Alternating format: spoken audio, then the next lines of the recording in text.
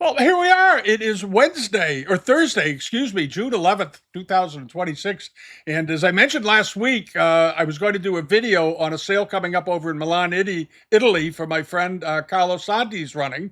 And it's a nice looking sale. I've been going through it. I know some of you have been going through it as well. It's on Live Auctioneers right now. It's on Invaluable and so forth. It's on his own website here, which is what we're looking at. And if you're going to bid on the sale, always go through the website. As I've said so many times, you save money on commissions, and it'll cover part of your shipping bill. All right. So the sale is on June 23rd, and it's being run in two parts.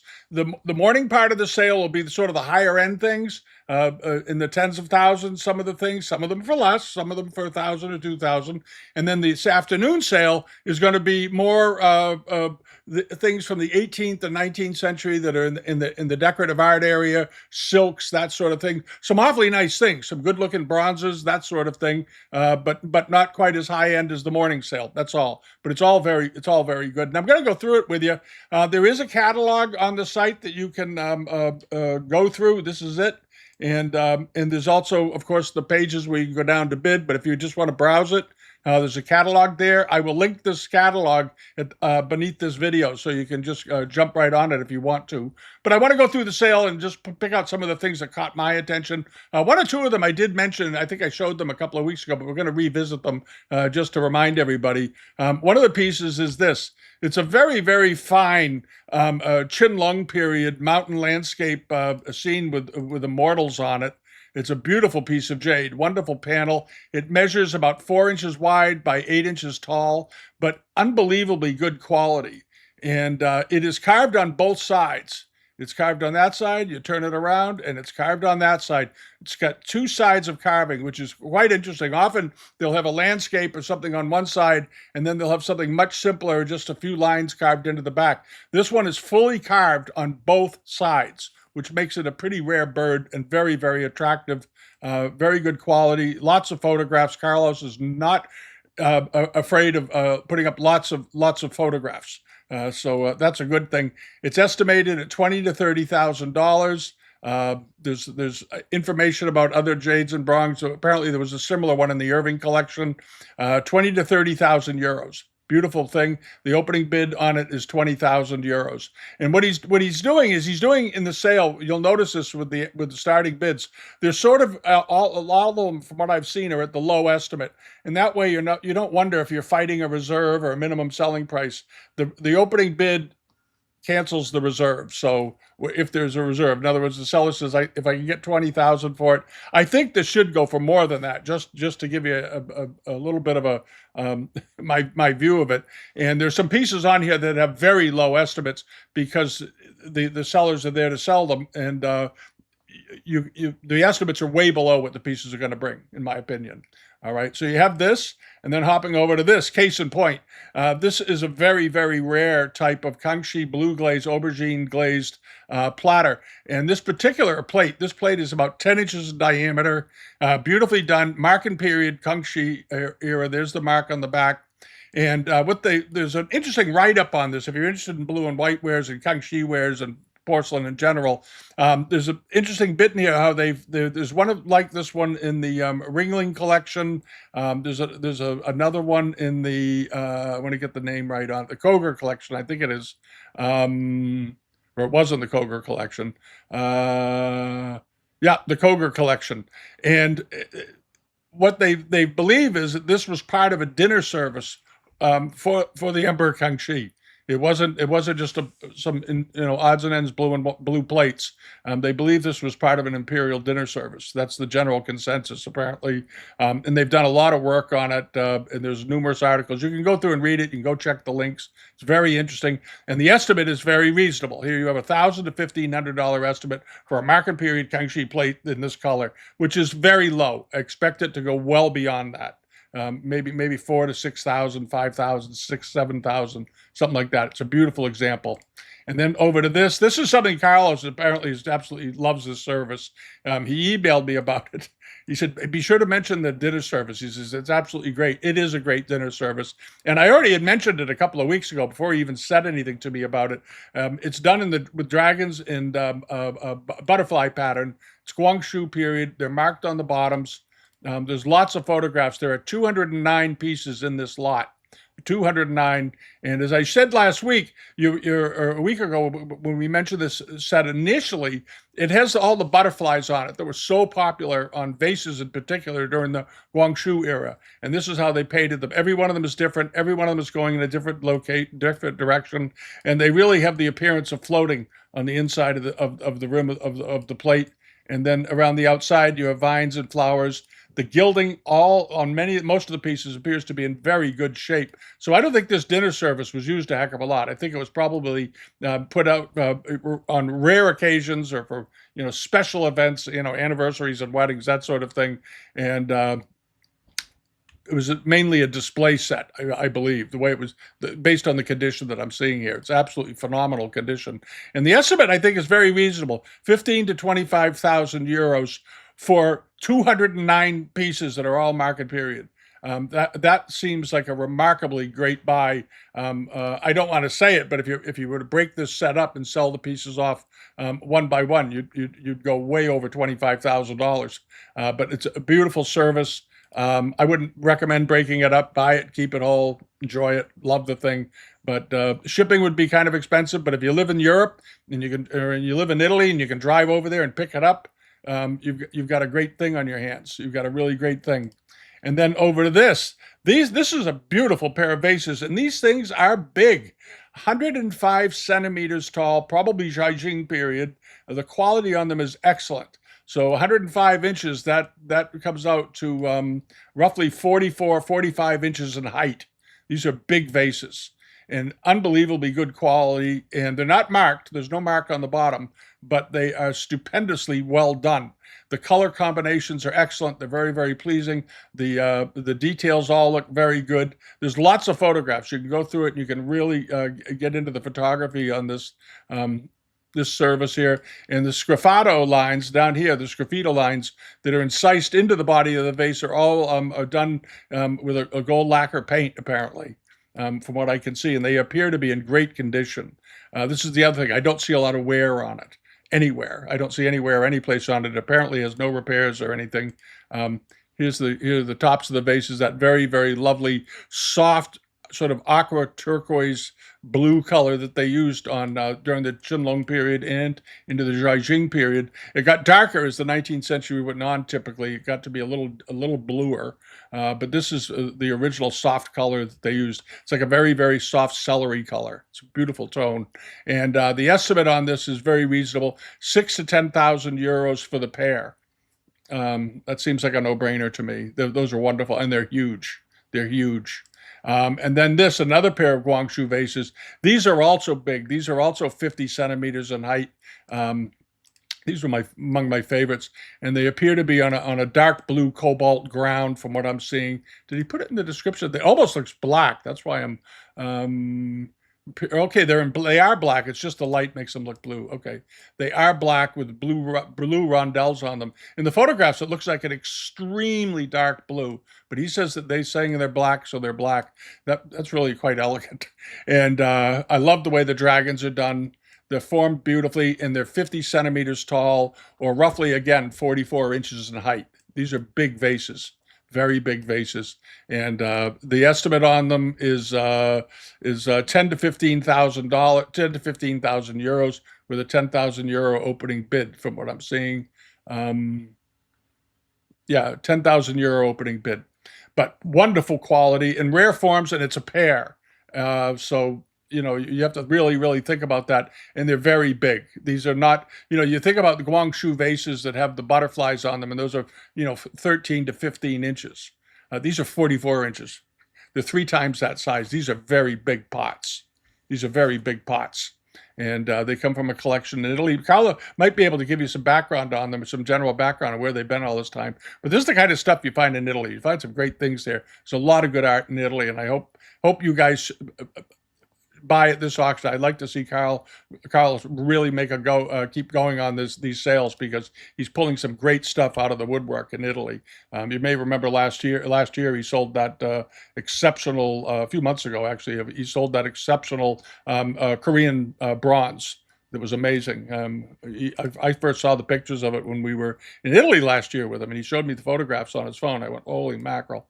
Uh, anyway, and then he's got this. It's sort of a mallet-formed a Qianlong market period vase with inscription on the front.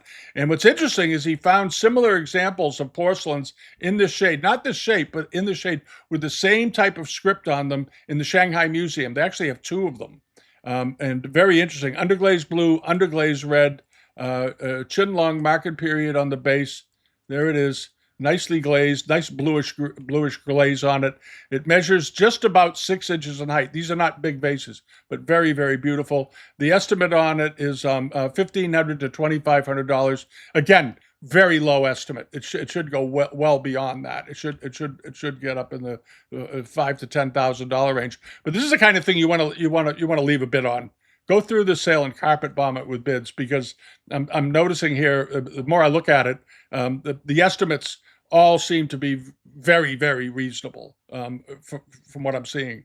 I don't think a $1,500 euro opener on that is hardly anything, as many of you know. We'll see how it does. And then there's a very nice Imperial consort robe, 19th century Chinese, obviously, beautiful quality. And this would have been a consort's robe who's basically one of the concubines in the palace. And they were very influential. There were different ranks. If you go through and look these up, and you'll find that there were different tiers of influence with the concubines. There were several different types, and all of them had a lot of influence on the court. And this is what they were given to wear. Beautiful quality all the way down. And this one looks to be in pretty much pristine condition all the way through. I don't see any signs of anything. I don't see any staining.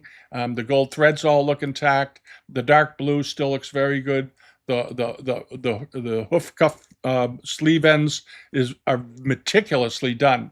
You see these sleeve ends all the time, but you don't see them done in that quality very often. These are beautifully, beautifully done. And the estimate on the robe is 8,000 to 10,000 euros.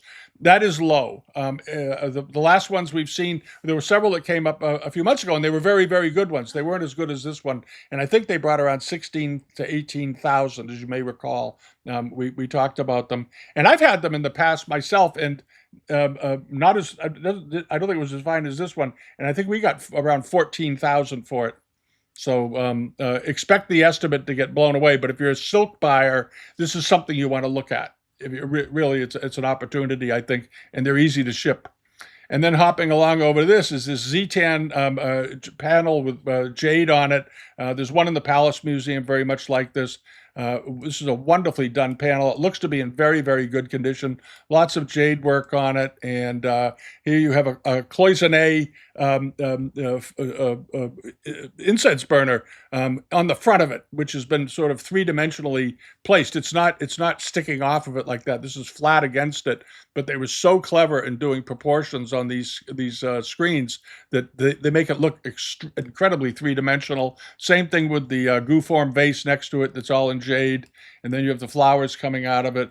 Brush pot over here with all the implements, brushes, and horsetail whisk and so forth. The roller. And down here you have a bowl with the fingers of Buddha, the Buddha hands, citron fingers, and looks like other nuts and fruits and so forth. It's a great looking screen, and it's in a Zitan frame. They're dating it as 18th or 19th century because it's kind of hard to tell sometimes between the end of the Qianlong period and the beginning of the Jing period, because they were doing many of the same things. But they did change the rain marks when the time came, but that was about it on lots of cases. And this screen measures 39 by 51 centimeters, so it's around, what does that make it, about 30, 12, about 15 inches high, roughly. 16 inches tall and around 40 inches wide, 44 inches wide. So it's a nice tabletop screen. It came out of a private collection in Italy. Like I said, in Italy, they have some great collections. The estimate is extremely reasonable, 2,000 to 3,000 euros. It's going to go for more than that. This is an extremely rare thing, and it looks to be in excellent condition all the way around. And he's got some good photographs of the Zitan wood, nice, clear, very smooth, beautifully carved, and so forth. And there's the back of it, with sort of almost like a bonsai tree on it. Also, all in jades and hardstones. Wonderfully done. So you can turn it around. You have one side for a while, you get the other side. And again, the estimate is very reasonable, 2 to 3,000 euros. That it's going to bring more than that, but it's quite a thing. Again, it's just his way of saying there's not a big reserve on it. That should do very well. And then this is something you don't see very often. This is a China trade, a Huanhuali secretary done in the 18th century European style. And this is the kind of thing that you would see in England during the 18th century or in America during the 18th century, these and in Portugal even, these big bonnet-topped secretaries with a slant lid on the front of it. This is a beautiful piece of furniture. It's all carved out. Wonderful figuring in the wood all the way up. Granted, this isn't something that would be easy to ship, over to the United States, but if you live in Europe and you've been looking for maybe one of the best pieces of trying to trade furniture to turn up in a long time, this is it. It looks like it has ivory inlaid escutcheons, ivory inlaid escutcheon on the lid. Nice big panel here. And then it looks like mother of pearl pulse from what I'm seeing, or it is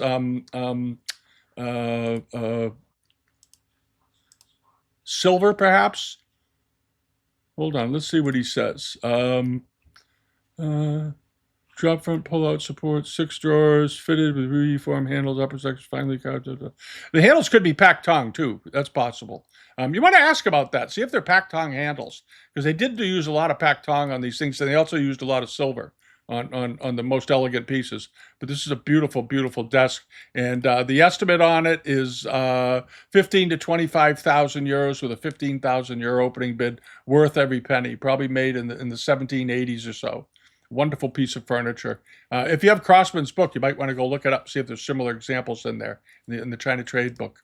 And then from the Japanese things, there's some pretty good Japanese things in here. One of them is this tusk.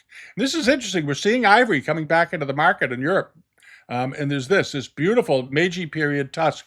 This is a pretty big one. It's 38 centimeters tall, which is around about 16 inches in height, but wonderfully carved, beautifully carved with samurai on it. Very classical. I love the way the horse is done here. The horse is done very expressively, very, very finely detailed. And of course, they use a little bit of stain colorant on the ivory when they make them, so the three-dimensionality really, really comes out, and you get a sense of the depth of the carving. And the depth of the carving on this is really, really quite excellent. All the way down. This is a very fine piece of ivory. And the estimate on it is 1,500 to 2,000 euros. And they've got a CITES ticket here already. That's very good to see. So they're doing it by the book. And we'll see how that goes. And then over to this. This might be one of the nicest Japanese red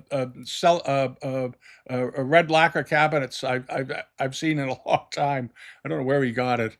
And it measures 51 by 49 centimeters, or roughly, that comes out to what, about 20 by 20 inches. But superb quality. Absolutely superb quality. And done with all kinds of fancy metalwork and inlay. And the interior of it is Shibayama inlays in the wood up here with birds on branches. Then you have more branches in the middle. But notice the condition of it. It is in great condition from what I can see. Absolutely amazing condition. Very, very finely worked, deeply carved, nicely polished. Beautiful lappet decorated base across the bottom. It's a very, very fine cabinet. It is estimated at 8 to 12,000 euros, which seems pretty reasonable for something of this quality. That's really something. That's an absolute. If you're a Japanese collector, you should really want this. And this wouldn't be that hard to ship because it's not that big, 20 by 20 by 15 or so inches. So it would fit. It would be pretty shippable. Believe it or not, I'd have the drawers taken out and shipped separately, but this is a very nice cabinet. Absolutely beautiful. And I don't think the estimate's at all out of line for anything of this quality. This looks like a palace piece to me. Very, very good.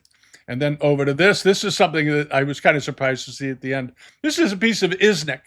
And I don't know how much you folks know about Iznik, but Iznik is a type of pottery that was developed in Turkey during the Yuan dynasty in particular, where they were shipping over Chinese porcelain to Turkey as tribute gifts.